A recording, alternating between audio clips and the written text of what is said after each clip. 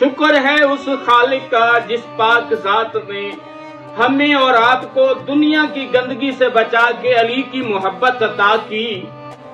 اس علی نے نہج البلاغہ فرمایا، جس نے اپنے اور اللہ کے درمیان معاملات کو ٹھیک رکھا، اللہ تعالیٰ اس کے اور لوگوں کے معاملات کو سلجھا کے رکھتا ہے۔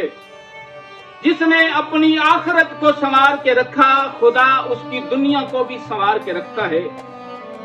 اور پھر فرمایا، جو بندہ خدا کی فرما برداری میں زندگی گزارتا ہے، اللہ اس کی دنیا میں بھی حفاظت کرتا ہے۔ عزیزان گرامی، محترم سامعین، اللہ کے ساتھ معاملات کا مطلب کیا ہے کہ اللہ کے حکم کو ماننا، اللہ کی مرضی کے مطابق زندگی گزاریں گے تو آپ کے دنیا کے معاملات بھی آسان ہو جائیں گے۔